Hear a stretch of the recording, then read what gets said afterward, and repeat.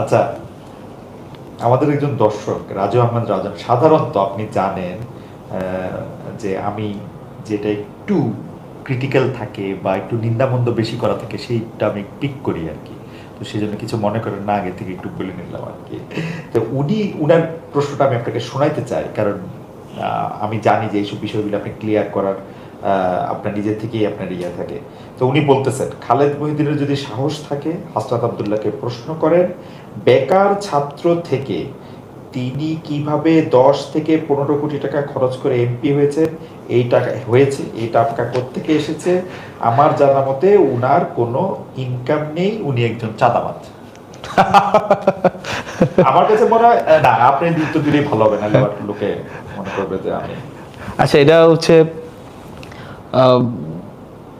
মানে প্রথমত হচ্ছে যে আমার ইনকাম হচ্ছে খুবই স্পষ্ট। আমার ইনকাম নিয়ে কখনোই লুকোচুরি ছিল না। হ্যাঁ, তবে এটা সত্য, আমার ইনকাম নাই। কখন?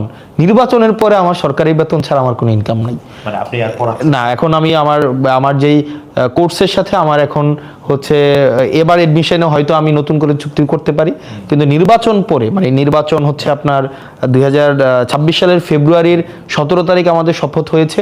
আমি সবাই জানে আমি 1,74,000 টাকা বেতন পাই এখন। মানে আমার 1,74,000 টাকা বেতন মাসে আসে। এটা হচ্ছে অগাস্ট মাস এই পর্যন্ত। এর বাইরে আমার আসলে কোনো ইনকাম নাই, এটা সত্য। কিন্তু এই নির্বাচনের পূর্বে আমার ইনকাম যদি আপনি দেখতে চান, হচ্ছে জনাব রাজু আহমেদ, আমি আপনাকে বিনীতভাবে বিনয়ের সাথে বলবো, আমার ইনকাম খুবই স্পষ্ট স্বচ্ছ। আপনি নেটে সার্চ করলে আমার ইনকাম পাবেন।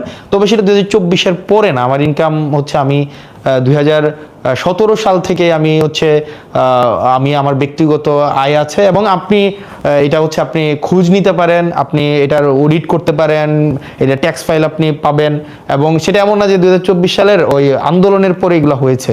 আমি হুপ প্রকাশনী নামে একটা প্রকাশনী আছে, যেটা এখনো আছে, আমি সেখানে চাকরি করেছি, কাজ করেছি। প্যানাসিয়াতে আমি চাকরি করেছি, আমি ফোকাসে পড়িয়েছি, রেটিনাতে পড়িয়েছি।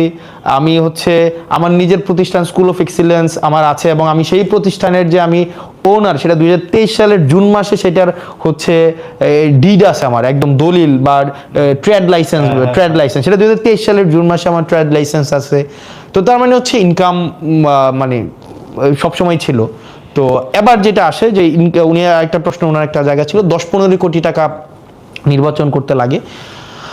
এটা অসত্য। মানে হয়তো লাগে 50 কোটি টাকা অনেকে খরচ করেছে, বা 100 কোটি টাকা।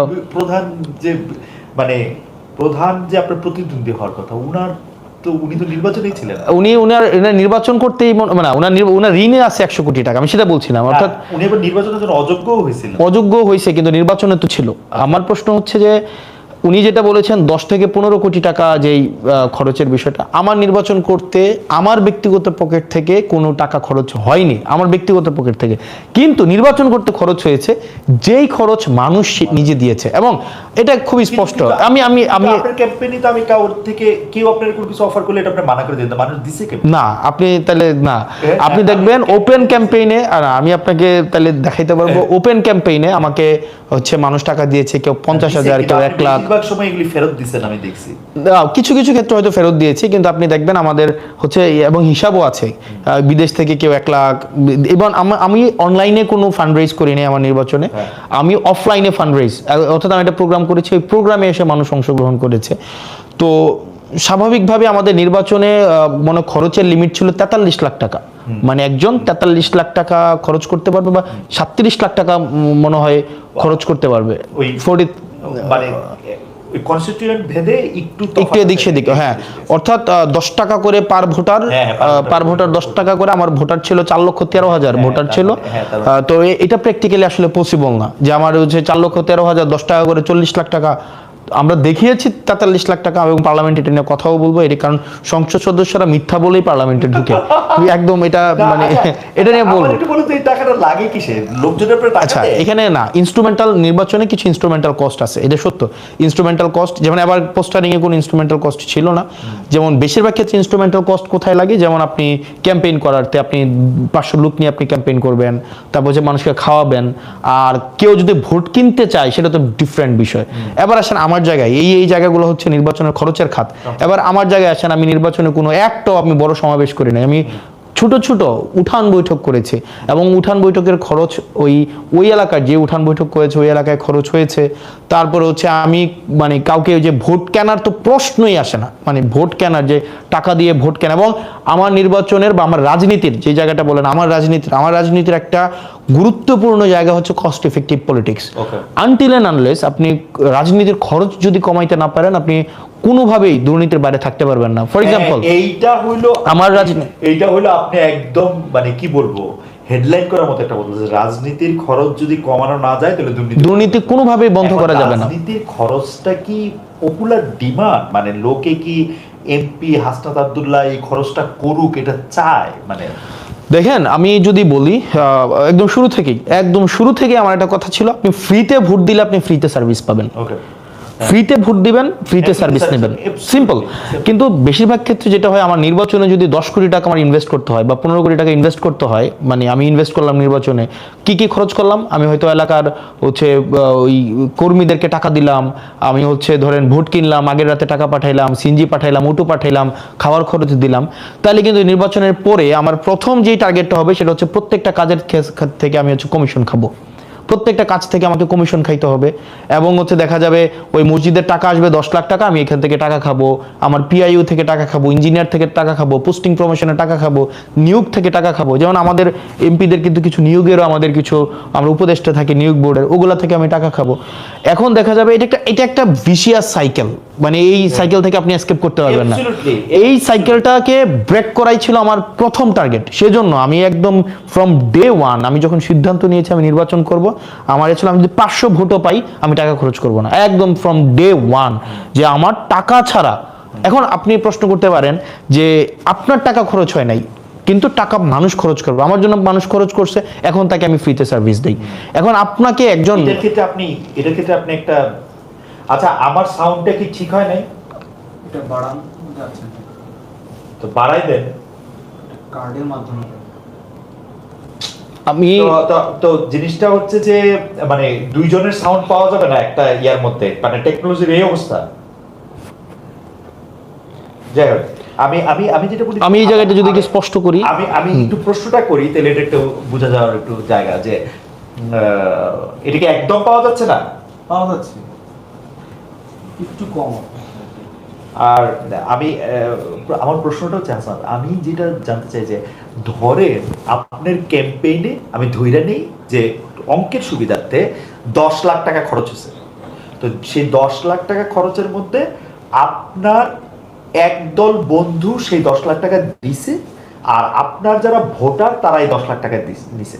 এখন আপনি যখন সার্ভিসটা দেন তখন যারা আপনার দিছে তাদেরকে আপনি বেশি সার্ভিস দেন কিনা, মানে তারা আপনার বেশি ক্লোজ কিনা, বিকজ তারা তো তাদের এইটা করছে এইটার মধ্যে। আচ্ছা, ইন্টারেস্টিংলি আমি আগে বলি কি ধরনের সার্ভিস দিতে হয়। মানে ধরেন আপনি যদি টাকা আনেন, ফর এক্সাম্পল আপনি হচ্ছেন ধামতি ইউনিয়নের, হ্যাঁ, আপনি আমাকে নির্বাচনে ফান্ডিং করলেন, 20 লাখ টাকা 30 লাখ টাকা আপনি দিলেন, তাহলে কয়েকটা সার্ভিস আপনি আমাকে দিতে হবে, আমি আপনার কাছে লায়াবল হয়ে যাব। কি দিতে হবে?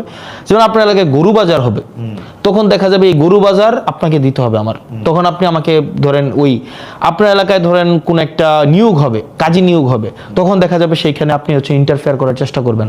আপনার এলাকায় একটা জলমহল হচ্ছে আপনার এলাকায় হচ্ছে টেন্ডার হবে, তখন দেখা যাবে আমি সেখানে লায়াবল হব। এখন প্রশ্ন হচ্ছে আমি কি এই ধরনের কোনো ব্যক্তি থেকে টাকা এনেছি কিনা, তাদেরকে এই সুযোগটা দিয়েছি কিনা? উত্তর হচ্ছে না।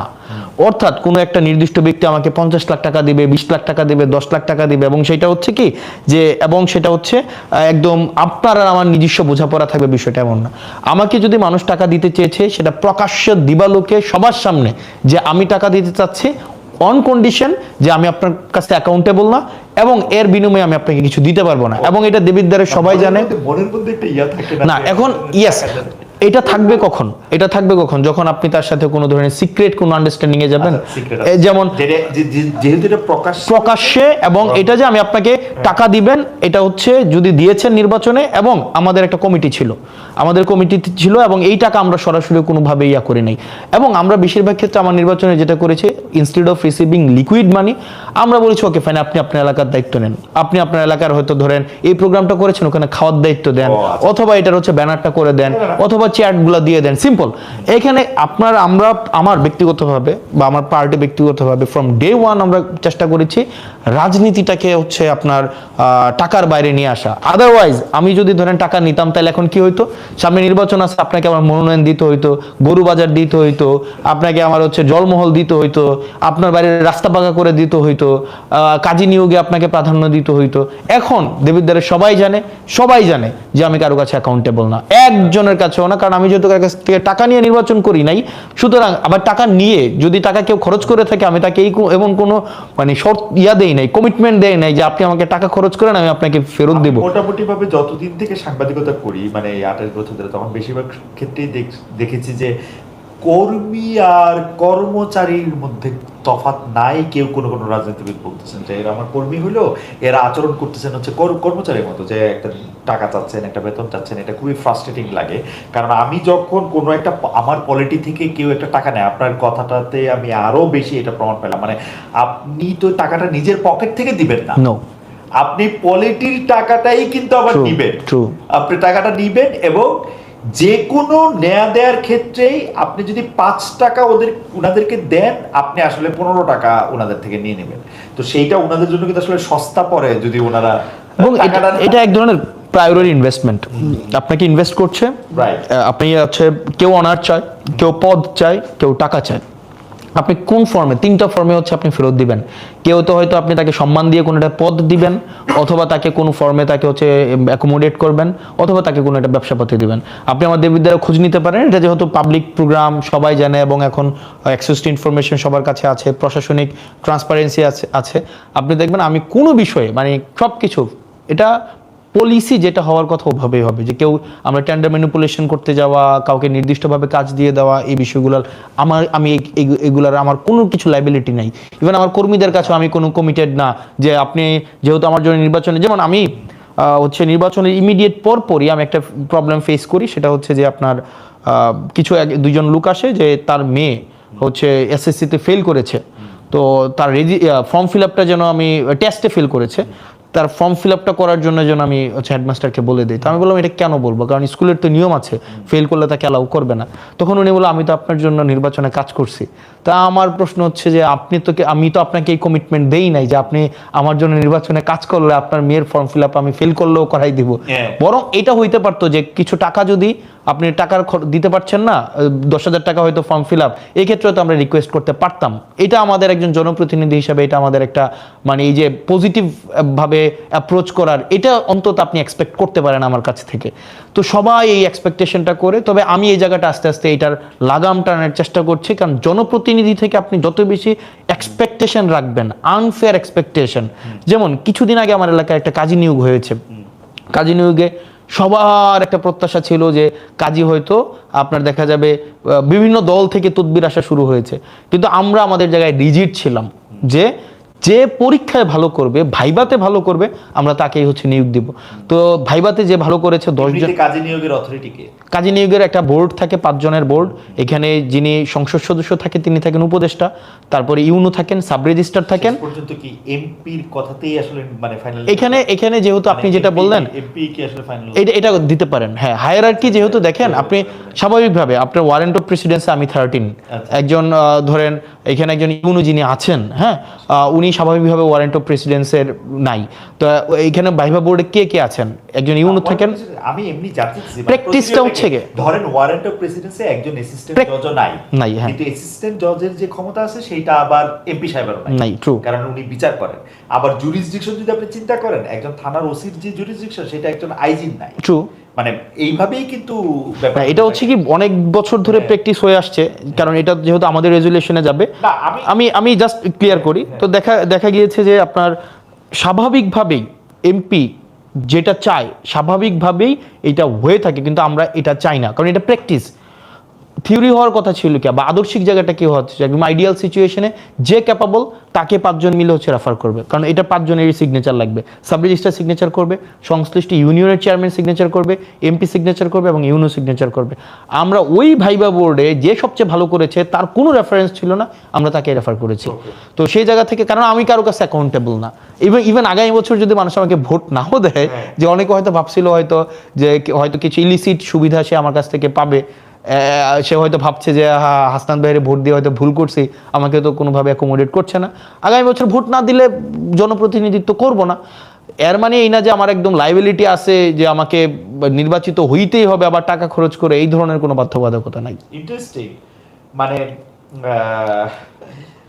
আমি একটা জিনিস চিন্তা করতেছিলাম যে ধরেন আপনার কাছে যদি, আপনি একজন এমপি হিসাবে আপনার কাছে যদি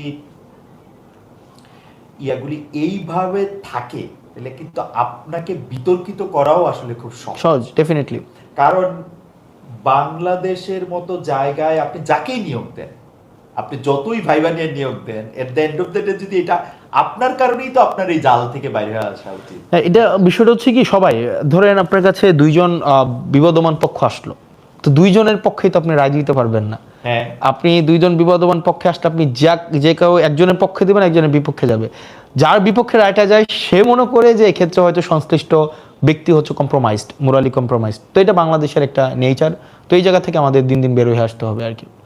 ওকে, আমি তাহলে আবার একটু এনসিপি রাজনীতিতে একটু ফিরে আসি। এনসিপি নিজেকে হচ্ছে সেন্ট্রিস্ট, অর্থাৎ মধ্যপন্থী রাজনৈতিক দল মনে করে, কিন্তু আমরা দেখতে পাই যে বাংলাদেশের রাজনীতি যেরকম মানে বাংলাদেশের রাজনীতি যেরকম, আপনি আপনার যেটা পছন্দ না সেইটার পক্ষে বা বিপক্ষে মানে আপনি খুব সাংঘাতিকভাবে রিয়েক্ট করেন। যেমন আমি উদাহরণ দিই, লেটেস্ট উদাহরণটা হচ্ছে এনসিপির প্রধান নাহিদ ইসলাম কয়েকদিন আগে, 2-3 দিন হবে মনে হয়, রবীন্দ্রনাথ ঠাকুরের স্মরণ করে তিনি একটি স্ট্যাটাস দিয়েছেন, সাধারণই স্ট্যাটাস, মানে ওটার মধ্যে অনেক বেশি কথা ছিল তাও না। ওইটাতেও আমরা দেখছি যে মানুষজন খুবই খুবই খুবই মানে নেগেটিভ রিয়াকশন, যে মানে এইটার কারণ কি বলে আপনি মনে করেন? মানে মানে বাংলাদেশের মানুষ এরকম প্রান্তীয় মান দ্বারা হয়তো প্রভাবিত। এখানে ধরেন স্বাভাবিকভাবে সামগ্রিক মানুষের মনোভাব নিয়ে রাজনীতি চলবে না। রাজনীতি মানুষের মতবাদকে হচ্ছে একদিকে নিয়ে যাবে। আপনি যদি সবসময় মানে মেজরিটি মাইনরিটি দিয়ে সব কিছু, অনেক সময় একটা মেজর একটা অংশ হচ্ছে ভুল পজিশন নিতে পারে, আবার অনেক সময় মাইনর একটা অংশ হচ্ছে সঠিক পজিশন নিতে পারে। তো সেক্ষেত্রে মানুষ হচ্ছে একটা নির্দিষ্ট অবস্থানে রিয়েক্টিভ হওয়া মানেই যে এটাই আবার সামগ্রিক সমাজের চিত্র, বিষয়টা এমন না। তো হচ্ছে আপনি ম্যাক্সিমাম মানুষ নাহিদ ইসলামের হচ্ছে একটা পলিটিক্যাল পজিশনকে রিয়েক্ট করেছে, প্রতিক্রিয়া জানিয়েছে, এর মানেই যে নাহিদ ইসলামের অবস্থানটা ভুল, কি বিষয়টা কিন্তু এমন না।